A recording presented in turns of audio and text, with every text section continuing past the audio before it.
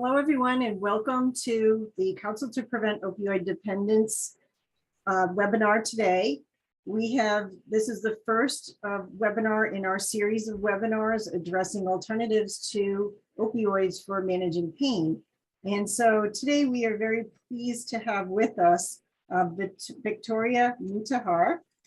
Victoria owns and operates Body Needs Incorporated, and she has locations in Providence and East Greenwich, Rhode Island. She's a board certified Rhode Island licensed massage therapist and has been in practice since 1998. Victoria earned a BA in psychology from the University of Rhode Island and a Master of Science in Nutrition from Northeastern University. She's been teaching since 2004 and has spent her career as a mentor, educator, and ambassador for massage therapy. Victoria has received certifications in orthopedic massage, manual lymphatic drainage, and infant massage instructions. She's currently an adjunct instructor at the Community College of Rhode Island, and she teaches at the Costa Rica School of Massage Therapy. In addition to her focus on continuing Body Needs successful massage therapy practice and her teaching, Victoria is passionate about massage therapy being recognized as part of the healthcare industry. She's been part of the Non-Opioid Pain Treatment Coalition and has testified at the Rhode Island State House about getting insurance companies to reimburse massage therapy used as pain treatment. And so we're very excited to have Victoria here today. Like I said, this is the first webinar in our series. So just briefly, we have two more coming up after this one. One is in December 1st with Dr. Sandra Muzio from Plant Docs. And she's going to be talking about inflammation and how inflammation can cause pain and how we can manage pain through our diet. And that should be a very interesting topic as well, if you're looking for it. So that again is on December 1st. And on January 5th, we will be working with Swami Jay, who is going to be talking about meditation and how we use meditation to help manage pain. So we're going to continue these series going on, but these are the first three. And Victoria is kicking our first seminar off.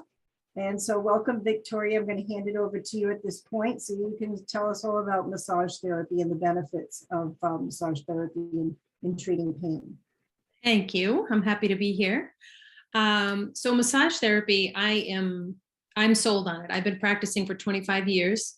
My business is 23 years old. So in my eyes, there's plenty of evidence that massage helps. So the benefits hit on every system of the body. The obvious ones that probably most people are familiar with are the cardiovascular, which is the circulatory part of it, the musculoskeletal, which is the muscles, the nervous system, which people probably don't equate with with the system itself, but that's the calming part of it for the stress relief and things that happen during the massage. And then it hits on just about every other system. It helps with immunity. It can help increase the immunity because obviously the less stressed you are, the less adrenaline and cortisol and everything is flowing through your body, and your body can function in a much more relaxed state rather than that constant fight or flight state. So there are plenty of benefits of being on the table. So. Excellent. Yes, I think so. But so in terms of that, I wouldn't say that there is a prescription per se for how often you should be on the table. How I do this and have always done this in my practice is I really leave it to the client because initially, a lot of times people will come in with their initial pain complaint. And so we can work with that. We can work with the acute pain, the chronic pain. But once that kind of gets under control and the client is much more aware of what's happening and what triggers it, then it's really up to the client's schedule, time-wise and financial ability to come in. I'm not one for a hard sell, so I really want to make this accessible and make it worth the client's while to be in there. So usually I leave that up and we'll come up with a treatment plan together. We'll try to do that. But ideally, it's really what you can get on the table as often as you can, in my eyes. It's really helpful.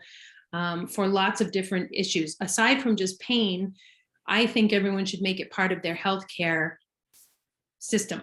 So just like you go to the doctor every year for your physical, try to incorporate massage therapy into your regular healthcare routine so that you can keep your body in good condition.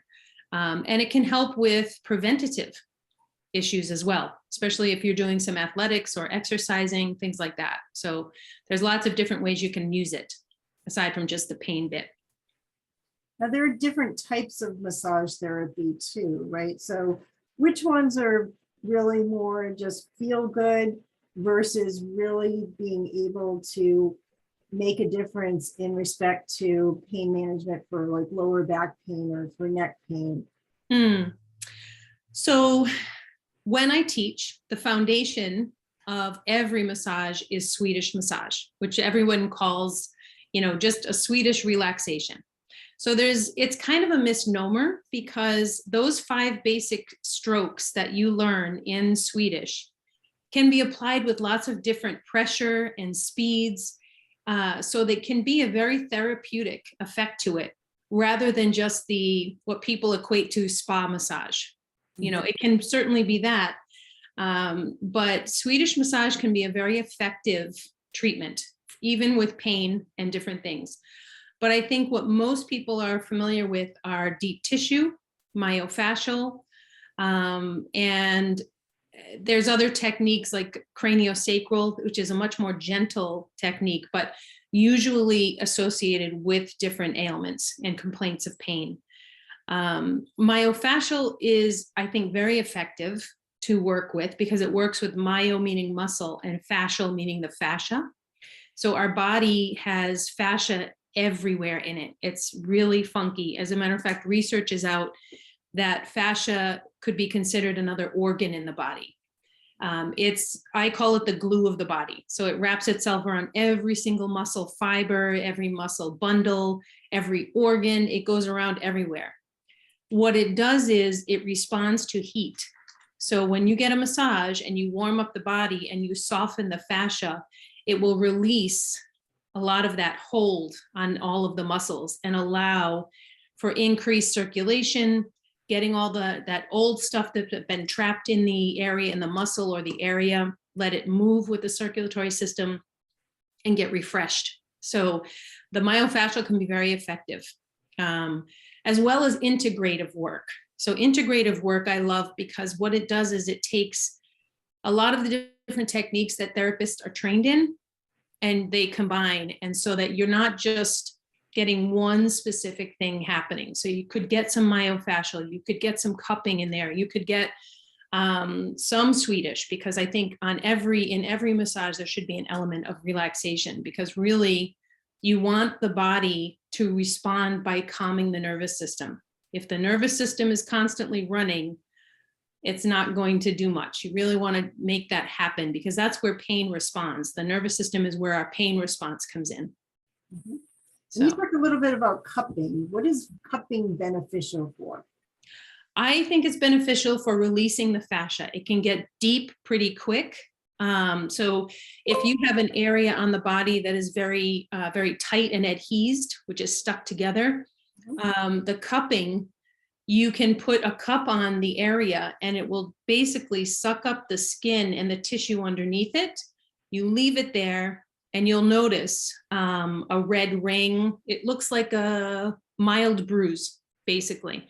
And what it does is just pulling up all that and bringing blood to that area. And when you release that cup, it has softened the area, and then you can go over it and get in a little bit deeper and release some of the tissues around it. Now, is that good for something like whiplash? Like if you had something like in my case, for instance, I was in a car accident and my muscles just locked up right around my spine in my lower back. So bad that the chiropractor had said to me, you're like a brick, I can't even touch you. And I had an orthopedic doctor tell me, there's nothing I can do for you because it's not spinal. Right. So go see a massage therapist. And so, I guess the types of massage therapy are maybe different for different types of, issues that you're trying to address. Oh, definitely. Definitely. I think when you mentioned the chiropractor, you mentioned the orthopedic doctor, soft tissue damage is difficult to treat from a Western perspective because there isn't really, other than muscle relaxers, painkillers, things like that, there really isn't anything. And it's hard to diagnose because you don't see it on an X-ray or an MRI kind of thing. So a lot of times I'm very impressed with your doctor saying, go get a massage, because it is helpful. And in order for other complementary treatments to work, like chiropractic, I think it's important to put those two together, because you can force an adjustment, but if the muscles aren't relaxed and loose and allowing those bones to go back to where they need to go, you'll walk out and probably half an hour later, everything will be tight again. So it's really important to do that. And so cupping could be helpful after the whiplash has healed a little bit, because the whiplash is extremely severe. You're forcing muscles within milliseconds to contract and release and contract very quickly. So there's micro tears that happen in there. And then when you come back to the norm, so to speak, your neck is in protection mode. It won't move because of what happened. You need to heal. And so that's why everything feels like a rock. And so going in gently with some massage, release, like I was talking about, letting in some new fresh blood and circulation in there, it will relax. And then once you're out of the acute phase, you could probably apply some gentle cupping in the area, and especially up in the shoulder girdle, which is related to it as well. Excellent. So, yeah. So as far as, like, not everyone can afford massage therapy. What things can they do at home? There's so many different devices for massage and whatever. What do you recommend for people that might not be able to go see a massage therapist on a regular basis? So I don't use any machines, even in my practice, but I do have clients that have the massage guns or some version of them. They all love them. So I think those are effective to have at home. And it looks like now you can get it as a little bit more affordable. So the prices are coming down, or you can get the off brand, if you will. I think exercise, movement is important. And I'm not talking about, weightlifting, heavy weights at the gym, but just going for walks, keeping your mental health, in a good place in terms of getting out in nature, breathing. Breath work is so important. Just lying down for 5 minutes and taking some deep breaths, some really deep breaths, 3-dimensional breathing, if you will. So you fill the belly, expand the lung and ribs, and then the chest, and then release it really slowly. So getting oxygen in. Stretching can always be helpful. But I think too, talk to a massage therapist. If it's something that you really want in your routine, talk to them. There could be a way that either there's a sliding fee, or maybe there's a schedule you could get on and figure something out monetarily. Because many people want to help. So they will. And until we get insurance on board with us, it's unfortunately, yes, it's a pay as you go treatment. Right, for now. Hopefully for now. That will change. Right. When is it not appropriate to get a massage? What types of injuries should you not pursue a massage? So the general rule of thumb is anytime you've had a surgery or an acute or surgery, definitely surgery, is 6 weeks. You should wait 6 weeks before you get a massage. And that's with the doctor's permission. So acute injuries, your massage therapist really has to understand what's happening. An acute injury, like let's say you sprained your ankle. You come in, 9 times out of 10, you're not going to want to go into the treatment because you can't really walk on it. So the indicator there is if you are in so much pain that moving can't get you to the office, you shouldn't be there. So it's always a good idea to wait.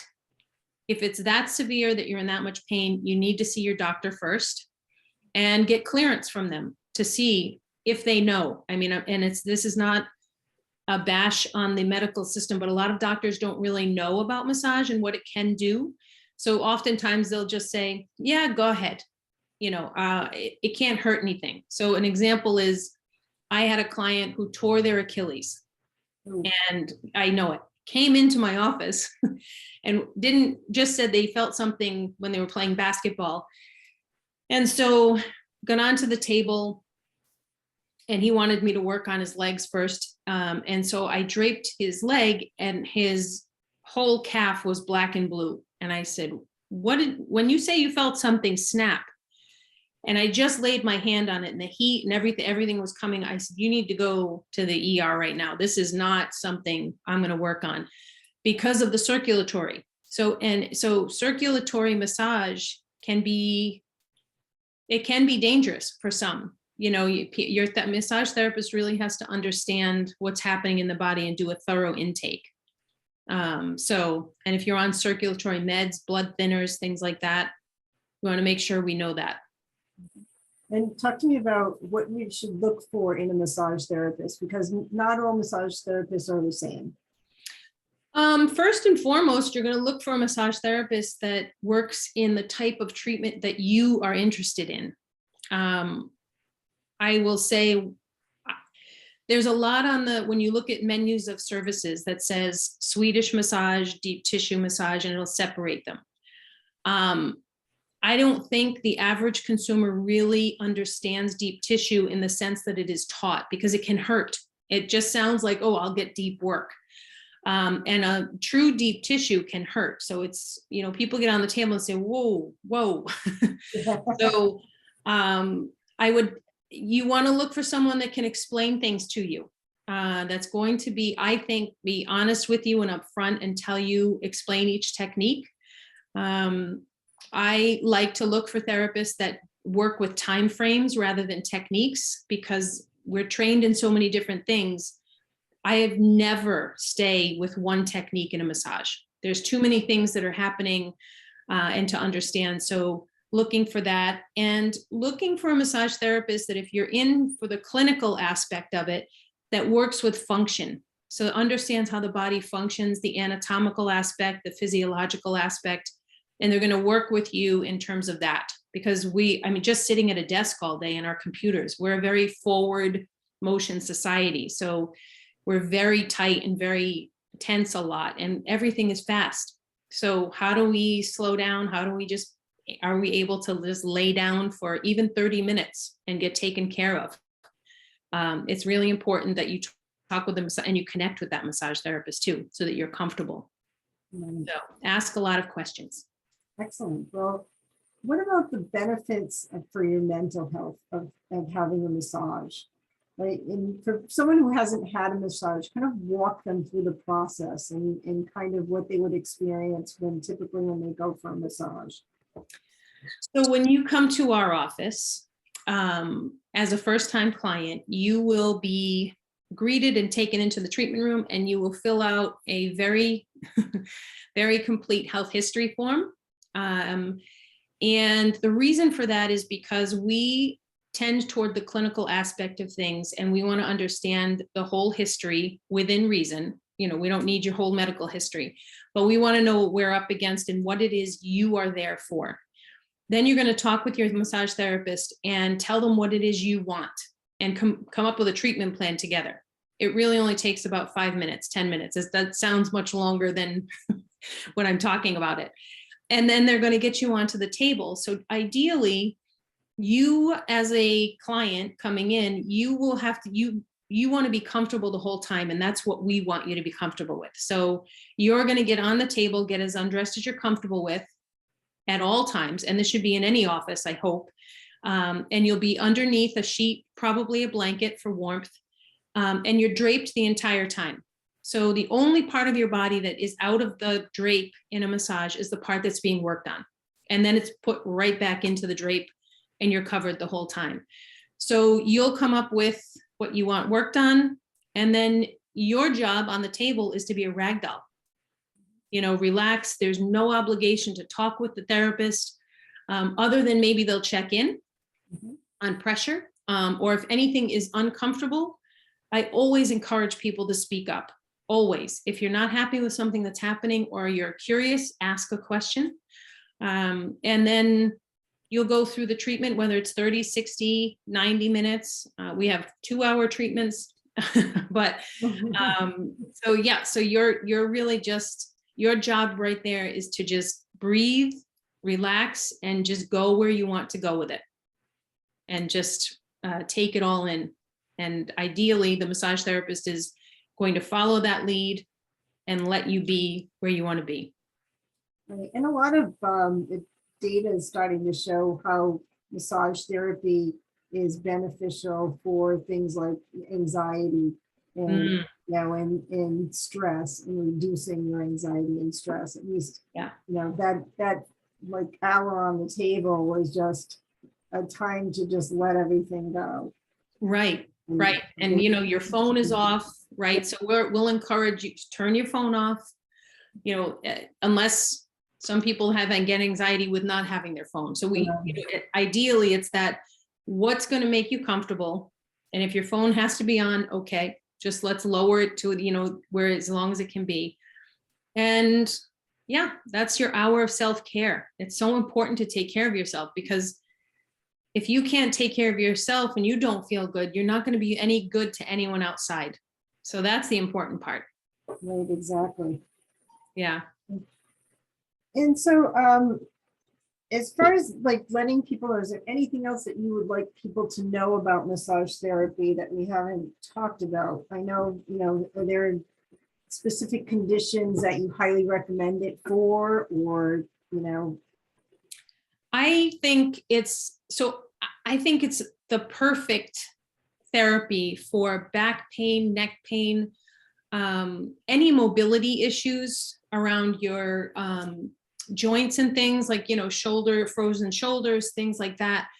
The beauty of massage is we can work with more than just the area that hurts, right? So when you go to a doctor or other therapy, oftentimes it's that specific area. So if the shoulder hurts, they're just going to work right here. Whereas we can work everything around it, because everything that connects to it, the shoulder is pretty complex.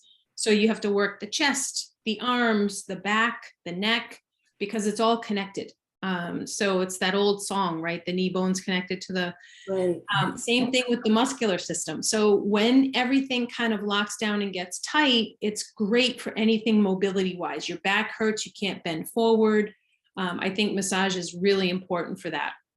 And I think it gets overlooked, therapy is in the word, massage therapy. So I think it gets overlooked. And now we're seeing it, as you mentioned, some research coming out. There's a lot of issues with opioid addiction and things like that, which often starts out with a prescription from a doctor. Mhm. And yes, it works. It absolutely works. And I believe there's a place for that in our society, especially for acute pain. But the problem is now they need it all the time, right? So where do they go? And they can't get what they need for pain relief. So I think we can come in, massage therapists can come in and really help with that. Yeah, no, I agree. And I think, for anyone who hasn't tried massage therapy out there, we're not saying it's the be all end all. No. Definitely not. And we're not looking to, remove prescription pain medication for those who truly need it. But Nope. what we're saying is there are options out here, and massage therapy is a wonderful option, especially if you have back pain, neck pain, shoulder pain, like Yeah. I had mentioned, as an alternative. So maybe try that first before leaping to an opioid, and Yeah. other things, maybe like you had mentioned before, doing things in combination. Yes. With, Yes. chiropractic, maybe massage therapy, and doing other forms of relaxation techniques. Yeah. To help manage pain. And if you don't have serious pain, a great way to try it is going to the massage schools, right? So the community Right. college of Rhode Island, Lincoln Tech has a clinic. I think you can get a massage for $20, $25. So no, you're not going to get any major, the students are still learning, but it's kind of donating your body to science, doing Yeah, good, there you and you go. get a treatment. And it's a great way to try it and to get your toe dipped in the water, so to speak. That's an excellent point. Mm-hmm. Yeah, and there's lots of the schools around. I mean, Connecticut has some, so I'm sure people outside of Rhode Island are seeing this. But it's worth checking around. Is there a massage school around? Right. Oh, well, that's an excellent tip. If anyone that is viewing the webinar now would like to ask a question, feel free to the Q&A. And Victoria is with us for a little bit longer. She's happy to answer any of your questions. Hopefully. Yeah, hopefully. Well, don't see too many. I think people are shy tonight. Or else you covered just about everything you could possibly cover. Or they're seasoned receivers. Yes, That they could be. are. Yeah, that could be. Okay, well, thank you so much, Victoria. This has been so informative and very helpful. Oh, And good. for anyone who's listening to the webinar, we recorded this and it will be posted up on our website. And we'll also be sending it out to other people who might not have been able to attend. But like I said, this is the first in our series of 3. So don't forget about December 1st. That's going to be with Dr. Sandra Musio from Plant Docs. We're talking about inflammation and how inflammation and what we eat might also be contributing to our pain and what we can change in our diet to hopefully, reduce our pain. And that, like we said, can be in combination of everything with massage therapy, changing our diet, and maybe trying some meditation, which we'll learn more about on January 5th. So thank you so much. Thank you. And take care, everyone.